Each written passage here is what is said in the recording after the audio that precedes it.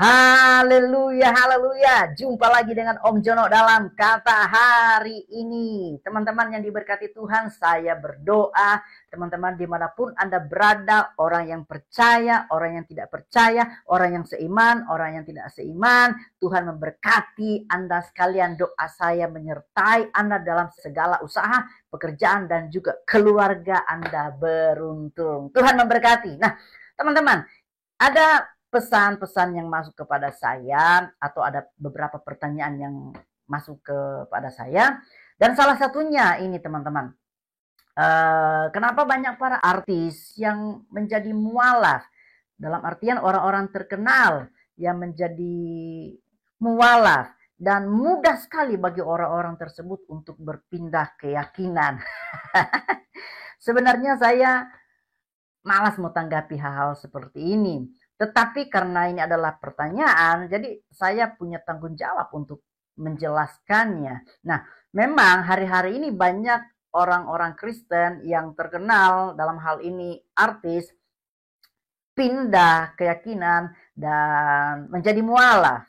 Itu tidak bisa dibantah dan beberapa tahun terakhir ini orang-orang tersebut ya banyak ya artis-artis ya. Tetapi jangan salah, dari kalangan artis juga banyak yang bertobat dan menerima Yesus Kristus sebagai Tuhan. Berpindah dari keyakinannya yang dulu kepada keyakinan yang sekarang yaitu Kristen. Artinya dia percaya Yesus Kristus. Nah, teman-teman, memang tidak bisa dipungkiri ya di tahun-tahun sebelumnya dan di tahun ini ada beberapa artis yang dari Kristen terus berpindah keyakinan serta menjadi mualah. Nah, pertanyaannya kenapa bisa berpindah seperti itu? Ya kan seperti pertanyaan-pertanyaan sebelumnya yang saya bahas di video saya tentang saudara Ruben Onsu.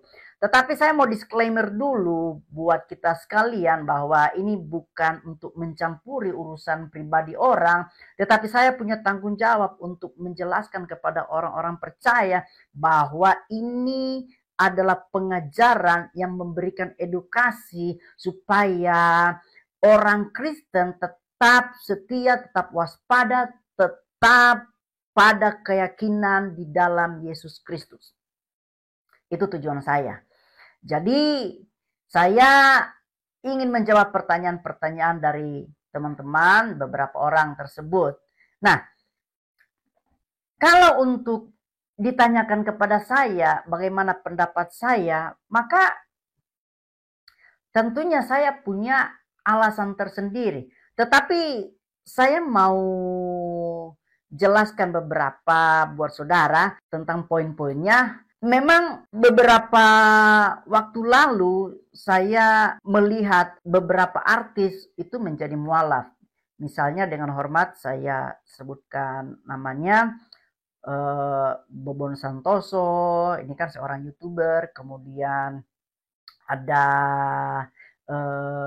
Mas Ruben Onsu, terus ada lagi Roger Danwarta di tahun yang lalu, kemudian yang lain lagi ada Dr. Richard Lee, dan isunya ini hanya isu yang saya baca di YouTube itu, yang saya dengar di YouTube dan saya lihat videonya itu saudara William Salim juga katanya mau masuk. Nah, jadi sebenarnya teman-teman, ini tuh adalah pilihan dari mereka ya. Kita nggak bisa ngatur-ngatur mereka karena mereka punya emosi, mereka punya pemikiran, mereka punya perasaan, mereka punya hati, mereka punya cara pandang yang berbeda. Itu biasa. Dan ini adalah pilihan. Setiap orang punya pilihan masing-masing. Namun dari pilihan itu, apakah kita mampu mempertahankan iman kita atau justru kita terseret atau berpindah dari keyakinan kita. Nah, saya mau bukakan beberapa ayat Alkitab dulu supaya ini menjadi dasar yang kuat bagi kita untuk tetap kita setia di dalam Tuhan. Nah, teman-teman, ini saya buka di dalam Lukas pasal 8 ayat 4 sampai dengan ayatnya 15. Lukas pasal 8 ayat 4 sampai dengan 15. Judulnya adalah perumpamaan tentang penabur. Nah, jadi dalam kisah ini kita bisa melihat Yesus memberitahukan, mengungkapkan, menceritakan tentang sebuah perumpamaan. Dan perumpamaan ini tentang benih. Nah, Yesus membaginya menjadi 4 bagian. Jadi yang pertama adalah benih yang jatuh di pinggir jalan. Yang kedua adalah benih yang jatuh di bebatuan. Ya. Yang ketiga adalah benih yang jatuh di semak duri. Dan yang keempat adalah benih yang jatuh di tanah yang baik. Teman-teman sebagian sudah mengerti tentang perumpamaan ini. Tapi saya mau baca beberapa ayat aja. Mulai dari ayat 11 ya. Coba lihat. Ayat 11. Ya. Ayat 11. Inilah arti perumpamaan itu. Ya. Inilah arti perumpamaan itu. Benih itu ialah firman Allah. Ayat 12.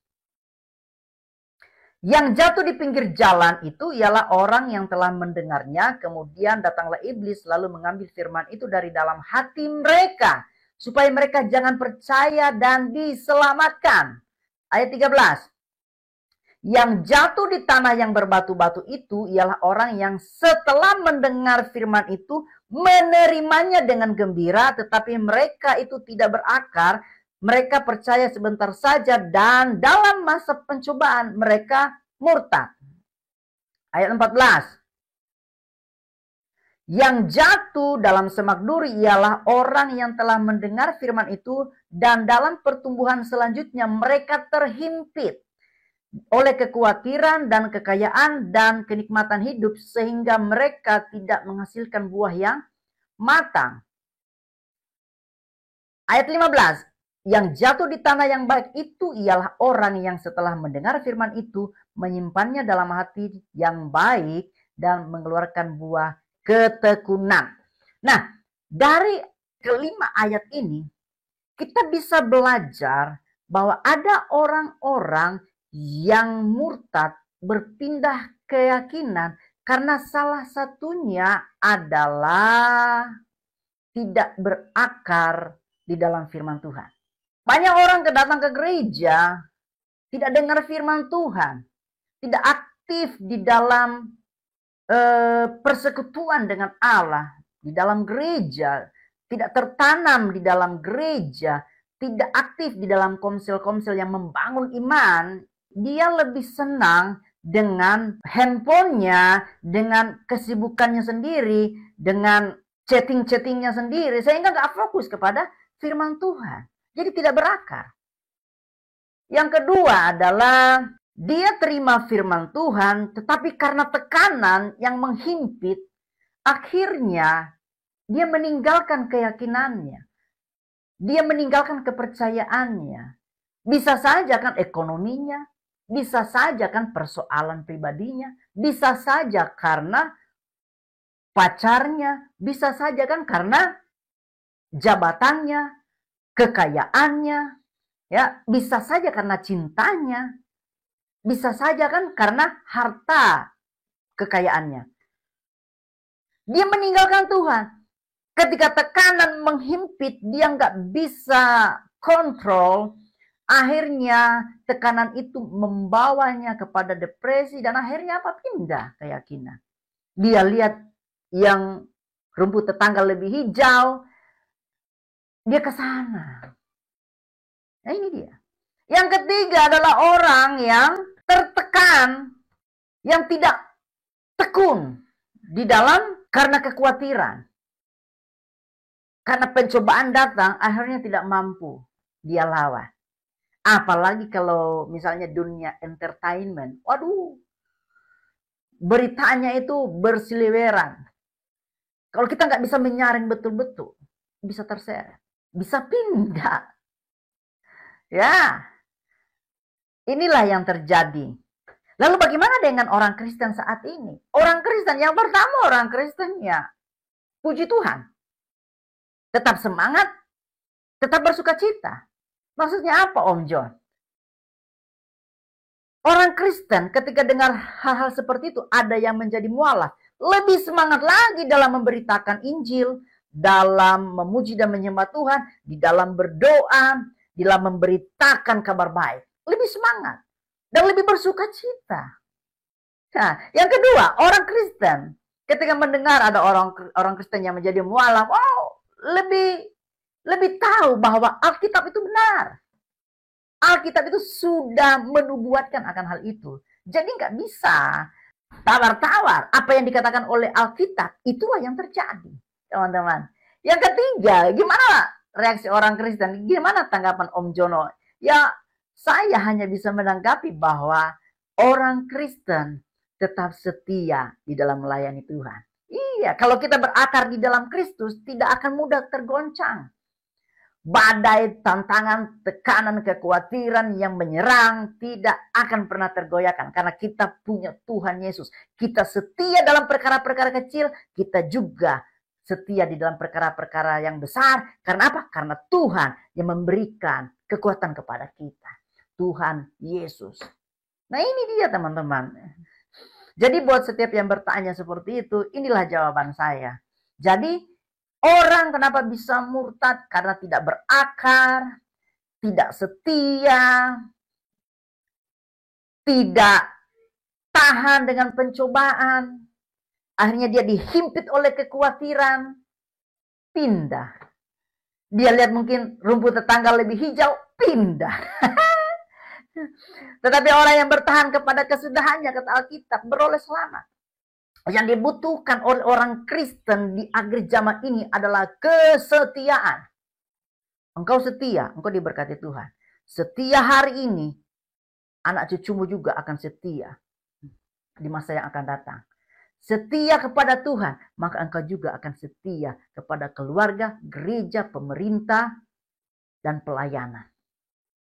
Kalau engkau tidak setia, tidak lama lagi engkau akan pindah keyakinan. Makanya hidup ini harus bertahan. Sebesar apapun tantangan persoalan yang kita hadapi, jangan cepat menyerah. Kita masih punya Tuhan yang sanggup melakukan perkara-perkara yang besar. Ya, kita tetap doakan. Ya, seperti Roger Danuarta, Deddy Corbuzier, siapa lagi tuh? Dr. Richard Lee, Robin Onsu, Bobon Santoso, dan isunya William Salim, kita doakan biar dia tidak pindah, ya kita tetap doakan mereka. Sekarang masih kasih karunia berlaku, teman-teman.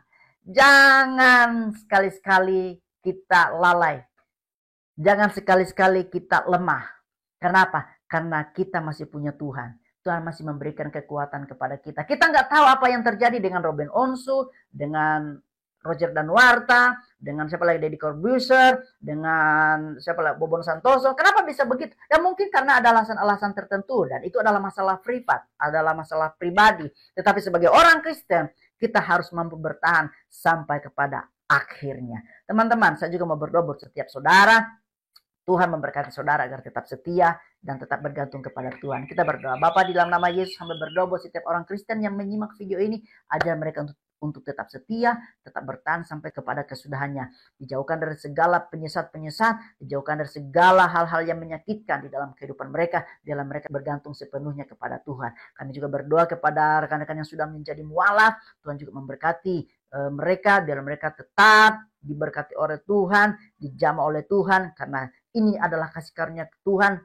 Pintu keselamatan masih tetap berlaku buat mereka. Tuhan menjamah mereka dan Tuhan balikan lagi mereka kepada keadaan yang semula di dalam Yesus Kristus. Sehingga mereka tahu bahwa keselamatan hanya ada di dalam Yesus Kristus. Di dalam nama Tuhan Yesus Kristus. Haleluya. Amin. Teman-teman, kita tetap doakan. Mari orang Kristen tetap bersatu, tetap bersuka cita. Karena kita masih punya Tuhan yang hebat. Tuhan memberkati kita sekalian. Haleluya.